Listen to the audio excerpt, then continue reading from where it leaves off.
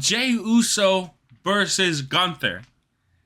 How we feeling about this one? How we feeling? Honestly, the match was exactly what I expected it to be. Mm-hmm. In that it was fine. Like, I didn't love it, but it was a match. Yeah, I hear you. To be honest, a lot of it was forgettable for me. I expected more of that. Okay, I'll just say it up front because I don't want people to think I'm alluding to something else. Sami Zayn did it better. Okay. Yeah, for sure. It was the same storyline again, pretty much. Right. And I think Sami Zayn did it. I don't even think it's close to like debatable, guys. You know what I mean? Let's talk. Let's be honest with ourselves here. Mm-hmm. Jey Uso didn't perform at a certain level that is to be expected from a Gunther opponent, like a Drew McIntyre or a Damian Priest or whatnot. You know. But the thing with Jey Uso is, once again, is the fact that his character is so ridiculously over. You'd be stupid not to slap the belt on him, right? So I see why they did it. You know. I do think that Jey Uso did put a lot of effort into this match. You can tell with like the story they were trying to put in. And while it wasn't a Sami Zayn level, I still relatively enjoyed this match. I do not like the finish though. I feel like it's undeserved, even though I guess storyline wise it kind of technically works because that's what he did to Jimmy. But that choke out at the end and Gunther just tapping out immediately, and them humiliating him in that way, I kind of found it unfitting considering how cold that man is most of the time. Like, he's not a diva. You know what I mean? He's not a diva. He's not out here complaining a bunch, you know, what's the word? Being selfish. Not selfish. Definitely selfish, but not jealous is what I'm trying to say. He's not that kind of guy. You know, he never has been. He's just been a cold executor of pure wrestling, right? And so to go this route to humiliate him, even though he plays a really good heel, it's a heel that you're intimidated by and respected by, not somebody that you absolutely hate and is so annoying and you just want to see him get their due. Like, no, you really enjoy it. Like, this isn't The Miz. Like, if this was The Miz, you want to see him tap out. You want to see whatever. So the closest comparison I can make to this is a Triple H. Him tapping out at Mania versus a John Cena, you know? That makes sense to a degree. But the difference here is, I think, would be the intensity of said match. I just really don't think that the match lived up to the storytelling here, you know? Yeah. Because I really don't feel like Jey Uso was capable of dominating Gunther in that ring throughout. Like, there were a couple of surprise moments, like, oh, he's using his own move. Oh, but none of that felt deserved, so to speak, because Jey Uso didn't earn that from Gunther in that ring. It felt like Gunther was selling for him, which technically I know that's what he's doing, but it doesn't feel that way when you're watching the match, you know? It wasn't organic. Right, it wasn't, you get it. It wasn't organic. I saw a post, someone said that it felt like Gunther was kind of phoning in the match.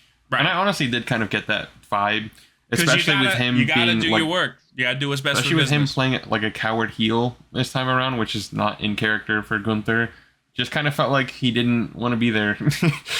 And I mean, I don't blame him. It wasn't the best match.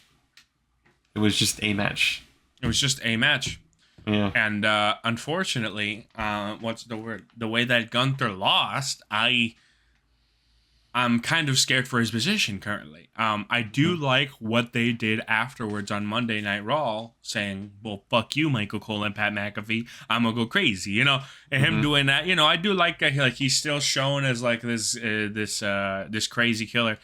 I'd like to think that as time goes on, he's going to be considered like a renegade off the grid kind of guy, you know? It's like, you know what? I was told to drop this, or like, his mentality needs to be, okay, I did my job. I let the business go over. Now, what's the word? Now I need to get mine. You know, that's what I feel like Gunther's going to be going on. That's the road that he's on. I just don't want to see him be demoted. You know, like, he's a main event guy. You know, Gunther has been that since day one, you know? So I appreciate Jey Uso. I appreciate his the fact that he's won the championship. But, you know, we love Jey. Yeah, that goes without saying, right? Of course. I just really hope they can make it interesting. I'll tell you what wasn't a good start was him having an uninterrupted celebration. Just being honest. On Raw? Yeah, afterwards. Yeah, I was fully expecting something to happen. Yeah, someone comes out, and then nothing happened. It's like, okay, well, that's how they keep you on your toes. It's like, yeah, but what would you have preferred? Yeah. You know what I was thinking? Sammy's gonna go heel.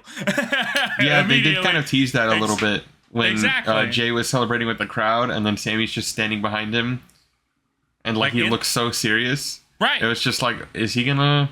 Yeah. And he didn't do anything. It was just in that moment, I'm like, Sammy needs to go heel here, because that would be the most interesting way. So maybe they're just holding that, right? Which makes sense. Yeah.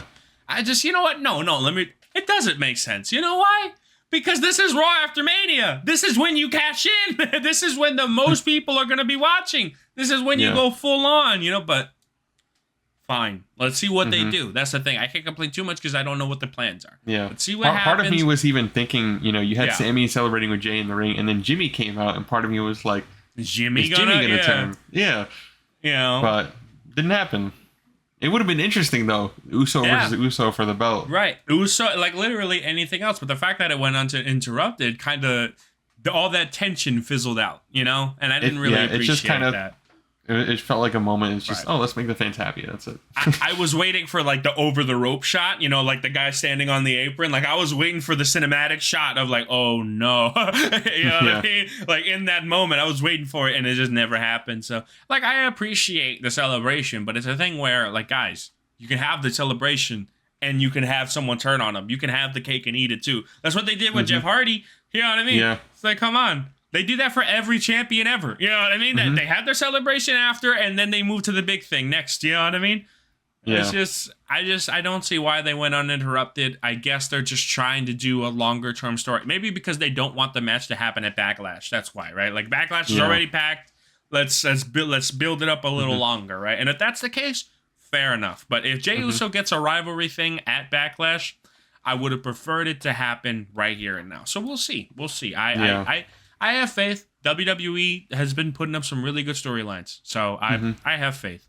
But when it comes to Gunther, I have no idea where he goes next. Yeah, no clue. And I do agree that the match finish was underwhelming. Yeah. But my honest opinion, I think it's a fitting ending for the title reign, because Gunther's reign was pretty underwhelming too. His IC title reign is way better than his World Heavyweight Championship reign was. I love seeing Gunther with the World Heavyweight Championship around his waist, but they didn't do anything with it. At least nothing interesting with it. Well, you see, that's why I don't like it, because you can tell that Gunther, he can do more. He can do more. And it's not his fault. With the Damian Priest angle, I hated that shit. He's losing confidence in himself. Stop. It's Gunther. You know what I mean? He's not losing confidence. I remember when Gunther jumped Damian Priest backstage, and then he was the one on the floor. What? Yeah. They made him weak. And what are we doing here, Yeah. They were just trying to build Damian Priest. And it's you can do that while still keeping Gunther strong. And that's what made his feud against Sheamus for the IC title so good, is that both of them were strong. Right. And then they didn't have anything like that for Gunther on the, being a main eventer. Meanwhile, Drew McIntyre's going over on Damian. You know what I mean? Solid, clean. You know what I mean? It's what are we doing? It just seems like a complete conflict of interest here. There's a way. It sucks when I see that there's a way for both ends to be met, and they just choose one over the other. It's do both. It's okay. Yeah, I do have a reasoning, I think, as to why I think this WrestleMania, just in general, overall, wasn't, the best that it could have been, especially compared to last year, right? And it's because last year, big emphasis in WrestleMania 40 is that it was the end of an era, the start of something new. Right. And then this one just kind of felt like... Chapter 1. Yeah, not even. Just felt like Chapter 3 and more chapters to come. Because what storylines really ended here?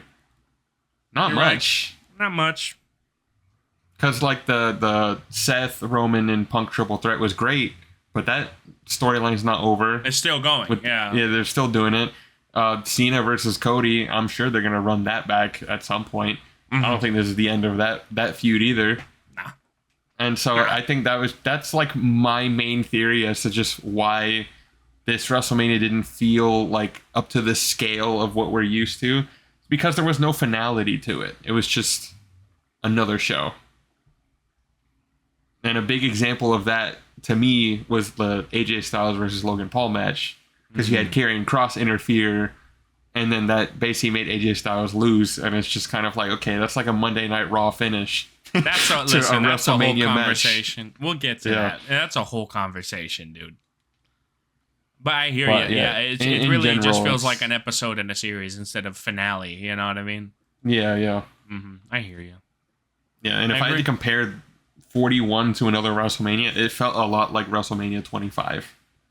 In that you have like the one match everyone talks about, HBK versus Taker, and this one being Rollins versus Roman versus Punk, and then every other match was just like didn't hit the potential that it could have. But then there were some that went, you know, we'll get there, but there were some that were a lot better than I expected it to be. And then matches that were exactly what I expected, like Jay versus Gunther. Or Io versus Bianca versus Rhea. Still a great match, but it was exactly what I was expecting from that talented group of women. I hear you. Yeah, no, absolutely. I feel like WrestleMania, like you said, is a part of a series, and it was just something where we expected it to be good, and it was good. You know, it didn't blow our minds, you know, but yeah. Then again, like once again, it's like we were spoiled by 40, so I see the bias, you know. Yeah.